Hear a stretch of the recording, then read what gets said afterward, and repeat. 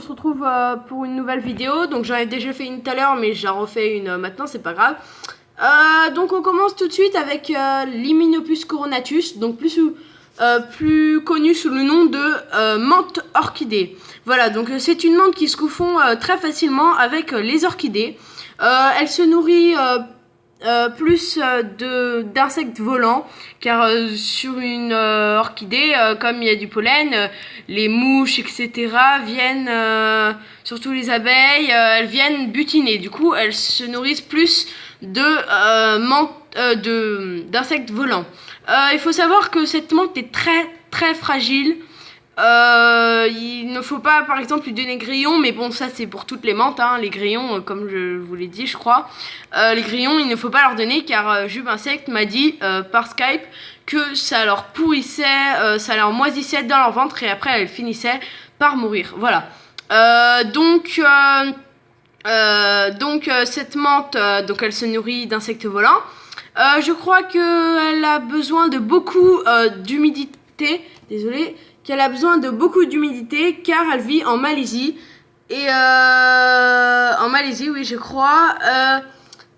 Du coup, elle a besoin donc de beaucoup d'humidité. Voilà. Les températures doivent tourner vers 30 degrés. Voilà. Donc, voilà. Donc maintenant, on passe tout de suite à la Phylocrania paradoxa. Voilà. Voilà, donc on se retrouve avec une belle menthe, hein. Oui, très belle menthe. Moi, je trouve qu'elle ressemble un peu à un extraterrestre. Donc c'est la Phylocrania paradoxa. Donc c'est une menthe qui se confond cette fois-ci pas avec des plantes, je veux dire pas avec des fleurs, mais avec des feuilles mortes. Donc cette menthe vit, je crois, au sud, en Afrique du Sud, donc elle n'a pas besoin de beaucoup d'humidité. Voilà. Pareil, elle ne se nourrit pas de grillons, donc comme j'ai dit, normalement c'est pour toutes les menthes que ça leur moisit l'estomac, etc., etc. Donc elle se nourrit pas de menthe. J'avais oublié, pas de grillons.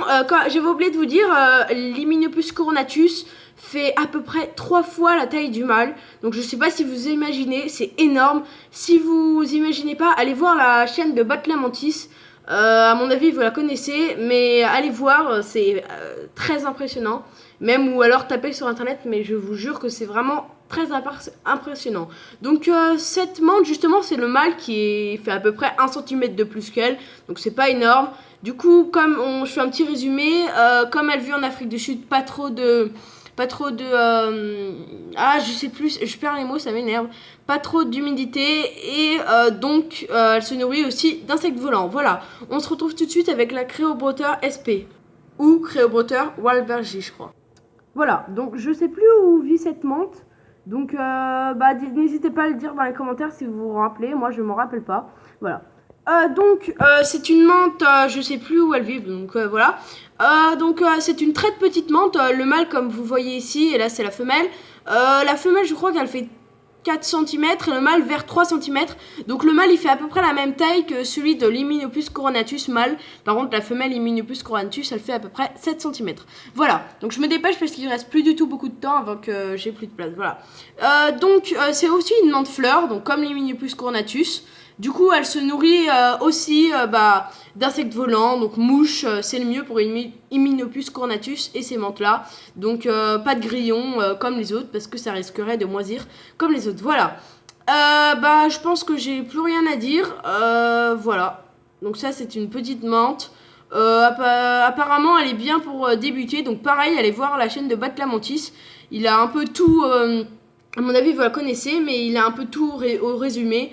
Voilà, donc sinon, voilà, c'était tout ce que j'avais à dire. Donc n'hésitez pas à liker la vidéo et vous abonner. Voilà, salut!